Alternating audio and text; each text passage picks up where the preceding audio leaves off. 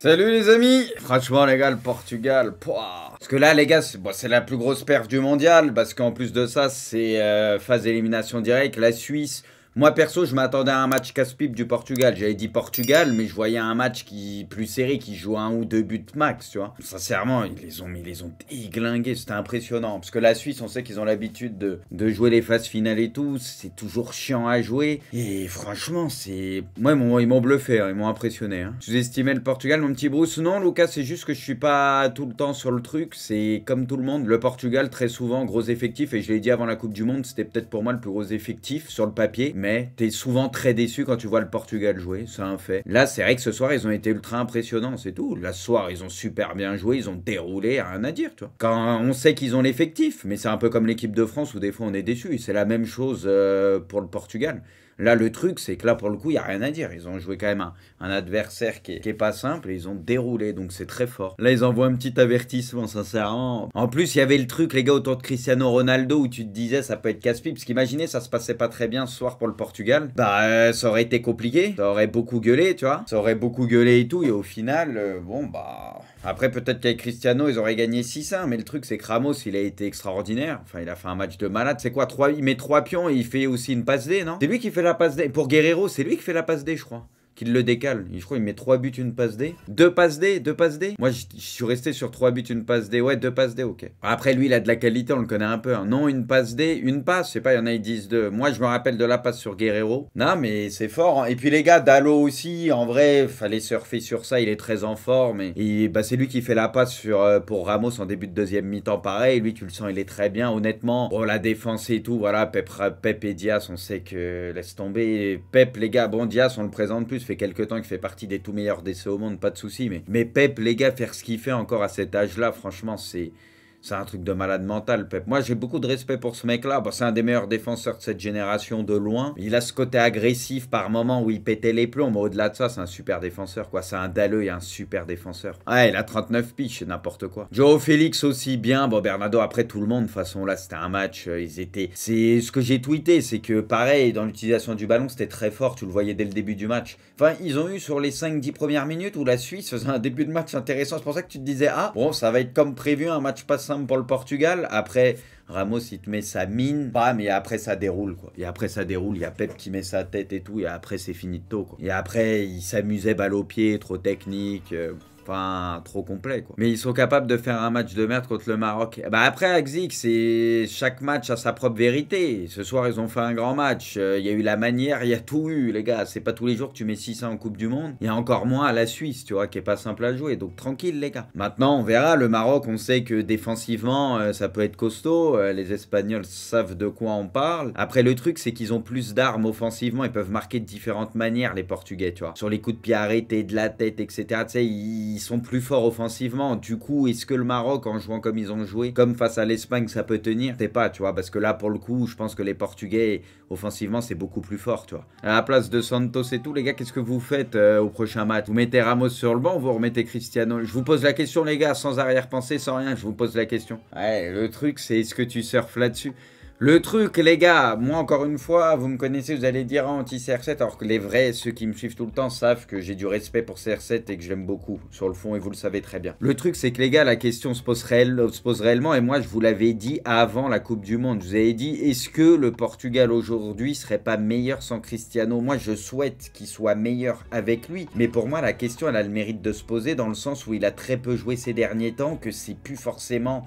En ce moment, le Ronaldo Prime et tout, on va pas se mentir, il a plus 20 ans. Aujourd'hui, le meilleur match du Portugal dans cette Coupe du Monde, en plus en huitième de finale, bah malheureusement pour lui, bah c'est quand il est pas titulaire. C'est une vérité, aujourd'hui c'est le meilleur match du Portugal, c'était très vivant, tu vois. Et moi, j'arrive à me demander si parfois aussi, tu sais, ces mecs-là, et ça peut être pareil pour Messi, tu sais, un Cristiano Ronaldo, c'est tellement un taulier et tout que t'as tendance à le rechercher peut-être plus en priorité plutôt qu'un autre joueur sur le terrain, même si des fois, tu sais, le jeu veut que tu joues avec un autre joueur à un moment donné. Je sais pas si vous voyez ce que je veux dire, peut-être qu'au niveau de la répartition, là, ça force moins, par exemple. C'est ça que je veux dire. C'est pas dire du mal de Ronaldo que de dire ça, tu vois. Peut-être que ça force moins et du coup, bah...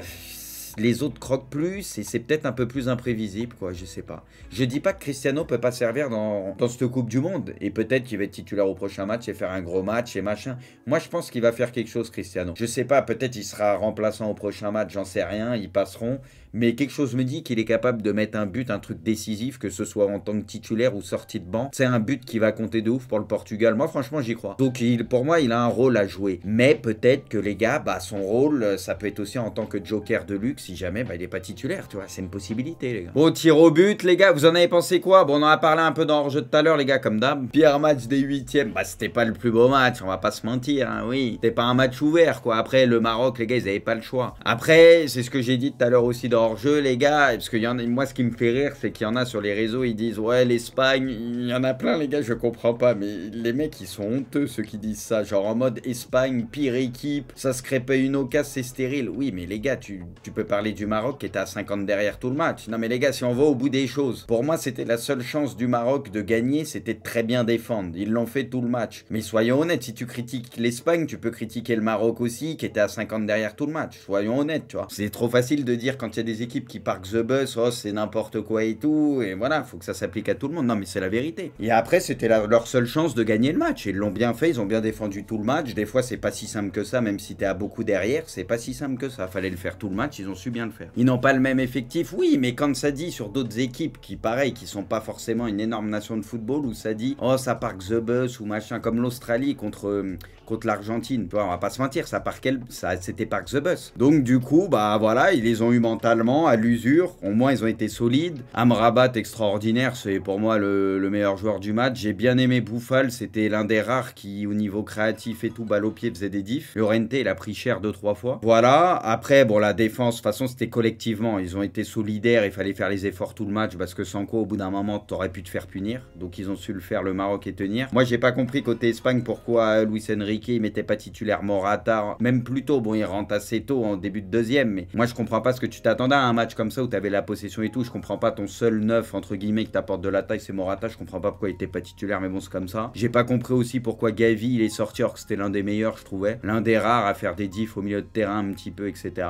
Ça pas compris. J'ai bien aimé la rentrée de Williams qui percutait, qui faisait des bonnes choses côté espagnol. Ça a été un des rares qui arrivait à faire des diffs. Et puis voilà, après t'arrives au péno. Bounou incroyable, il sort tous les arrêts, les pénaltys tirés par les Espagnols, vraiment pas terrible. Vraiment pas terrible. Et mentalement, pour moi, la victoire du Maroc, c'est mental parce que tu le vois, l'Espagne se chie dessus au péno et tout. Et voilà. Pour moi, ils se sont chiés dessus et le Maroc plus costaud mentalement. Et ça, tu le vois sur les tirs au but. Tu le vois qu'ils ont été plus forts mentalement. Mais encore une fois, par contre, moi, ce que j'ai dit tout à l'heure, et ça, je le pense vraiment, c'est pas comme sur FIFA ou je sais pas quoi. C'est pas parce que tout le monde est concerné pour défendre que c'est simple à faire. Le faire pendant une durée, ok. Le faire pendant tout un match et contre l'Espagne, c'est loin d'être facile. C'est loin d'être facile. Donc ça, c'est à mettre au mérite des Marocains. Ils ont su bien le faire et rien lâcher tout le match. Parce qu'il suffit qu'avec la fatigue ou à un moment, il y en a un qui fait pas les efforts et t'es dans la merde. Et ça, ils l'ont fait bien tout le match. Donc c'est ça qui a été fort du côté, je trouve, marocain aussi. C'est qu'ils ont su pas perdre le fil et le faire très bien tout le match. L'Espagne est éliminée avant les quarts de finale de la Coupe du Monde pour la 3e fois d'affilée. Moi les gars, je reconnais, je les mettais parmi les favoris. Hein. Moi j'avais dit 3 gros favoris les gars, j'avais dit France, j'avais dit Argentine et j'avais dit Espagne, c'était mes 3 gros favoris. Et moi les gars, il y a que les cons, voilà, hein, il y a que ceux, c'est pas ça. Il n'y a que ceux qui disent rien, les gars, qui se trompent jamais. Moi, les gars, je dis des choses et j'assume quand je me suis trompé, j'ai aucun souci. Non, mais c'est vrai, j'ai pas de mal. Moi, l'Espagne, je les voyais être capables de faire une grosse Coupe du Monde. Bon, bah, ça a pas passé les huitièmes, ça a pas passé les huitièmes, les gars. J'ai pas de mal à l'avouer, tranquille. Hein. Et Draghi, quand vous avez un cœur, de l'énergie et de l'amour, vous gagnez des matchs. Pas c'est vrai, là, c'est au mental, à l'envie, tout ça, exactement. Héroïque, ouais. Nous ne sommes plus qu'à 2 matchs d'avoir un France-Maroc en demi-finale de la Coupe du Monde. Il va falloir passer l'Angleterre et le Portugal. Mais oui, potentiellement, il n'y a plus que 2 matchs. Thomas Tuchel est intéressé par le... Oh! Et pourquoi pas, les gars? Pour essayer de relancer un peu l'Allemagne et tout. Moi, je valide fort, les gars, hein, Tuchel, hein, à la tête de la Mannschaft. En vrai, les gars, pourquoi pas? Gonzalo Ramos a marqué le premier triplé de cette Coupe du Monde. En vrai, le but de là-haut, il est propre. Mais ça spécial. Moi, ceux qui regardent tous les matchs du Milan, on le connaît par cœur. Les Portugais corrigent de tout petits Suisses, oh les gamins, et rejoignent le Maroc encore. Oh les gamins. 56 des 64 matchs de cette Coupe du Monde. Putain, ça va trop vite les gars. J'avoue, plus que 8 matchs. Rodri sans leur manquer de respect. Le Maroc n'a rien proposé du tout dans le jeu. Ils n'ont rien fait. Ils ont juste attendu les comptes. Ils sont restés en bloc derrière. De nous... C'est pas faux. C'est pas faux, mais t'as pas le droit de dire ça. C'est très rageux de dire ça. Non, c'est vrai, tu peux pas le dire. Quand t'es joueur, pour moi, c'est trop facile de dire ça. C'était à eux de trouver la clé, ce que tu veux. Oui, il a pas faux dans ce qu'il dit. Ils ont attendu, ils ont contré, mais c'était leur jeu. Ils savaient que comme ça, ils allaient pouvoir emmerder l'Espagne. Le truc, c'est que là, ça fait vraiment aigri quand t'es joueur. Non, c'est vrai, c'est vrai. Il a pas tort complètement sur le fond, mais lui, il peut pas dire ça. C'était à eux de gagner le match et de faire plus. Ils ont pas fait un grand match non plus, et puis voilà. Les gars, juste pour dire, j'ai fait un 7 sur 8 par rapport à vous en 8e de finale, les gars. Juste, je vous le dis, puisque moi, j'avais dit tous les favoris.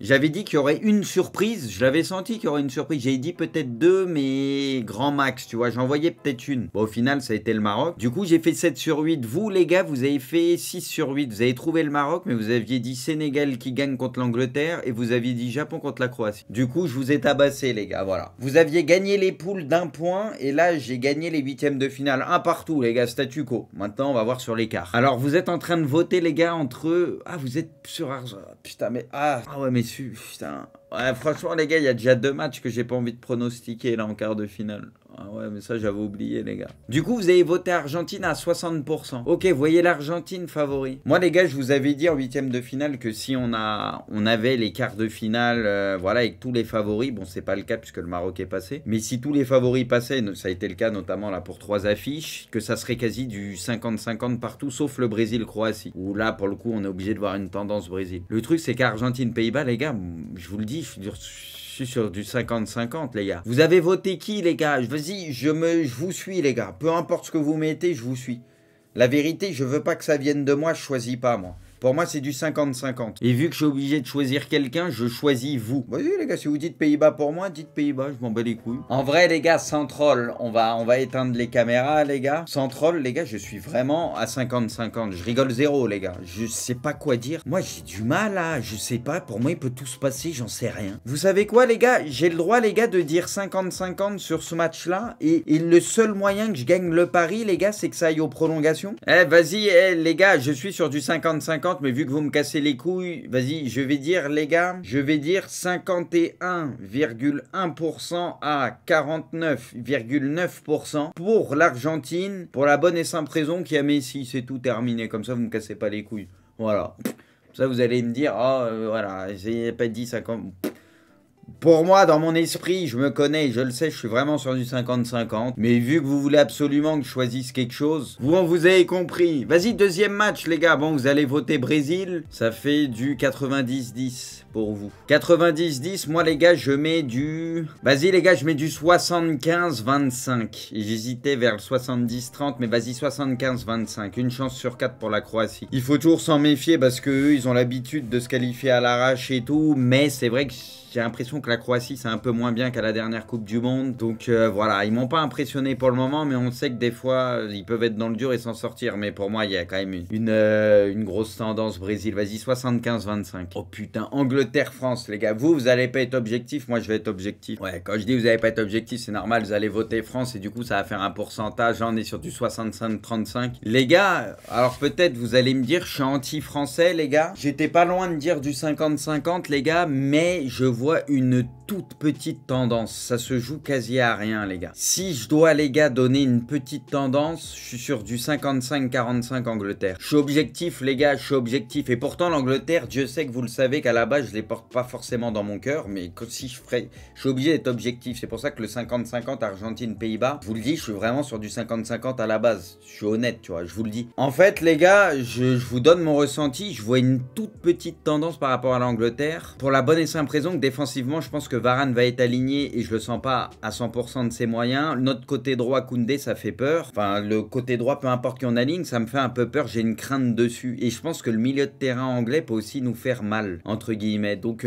voilà. Et oui, on a Kicks qui est en pleine bourre et tout, mais en vrai, ils vont faire quelque chose avec Saka, Walker et tout, etc. Les joueurs de côté, tu sais, on sait que ça, il va avoir des prises à deux. Et Kicks, bien sûr, qui peut faire mal parce qu'il est en grande forme. Mais je pense qu'au niveau du match-up général, je vois un tout petit petit avantage côté anglais. Un tout petit. Mais non, mais les gars, vous le savez qu'à la base, je suis pas un grand fan de l'Angleterre, mais je dois reconnaître avant la Coupe du Monde, j'y croyais pas trop, vu ce qu'ils montraient depuis quelques temps et vu ce qu'ils avaient montré à l'Euro et tout en termes de jeu, j'étais pas fan. Mais là, je dois avouer qu'avec notamment Bellingham et tout au milieu, je trouve que ça apporte quelque chose, de la créativité et tout, et Bellingham, il peut casser les lignes et peut nous faire très mal. Kane s'est mis en confiance en marquant, même s'il faisait une bonne Coupe du Monde, même s'il marquait pas, il faisait des passes D, etc. On connaît dans le jeu, est très important. Je trouve que leur équipe, les gars, elle a de la gueule malgré tout. Ils sont relous. Non, mais pour ça, je suis objectif. Sinon, les gars, je vais pas dire France parce que je suis français et voilà. C'est quasi à 50-50, mais une toute petite tendance anglaise, je vois. Voilà, c'est mon avis, les gars. Je peux me tromper et j'espère me tromper. Hein. Et du coup, Portugal-Maroc, ouais, bah surtout avec le match de ce soir. Vous êtes sur du 73-27. Vas-y, moi, les gars, 70-30 aussi, un peu comme vous, pour le Portugal. Les gars, c'est exactement ce que j'avais dit entre l'Espagne et le Maroc, les gars. Donc peut-être je vais vous porter chance, les Marocains.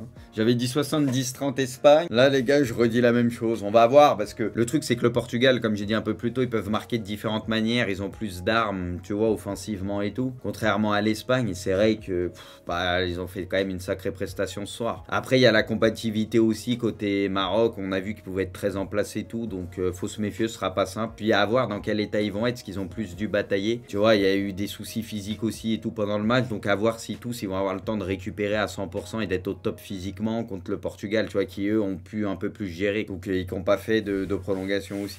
Donc à voir, là on est obligé de donner une tendance aux Portugais forcément parce que franchement ça a été impressionnant, maintenant on verra.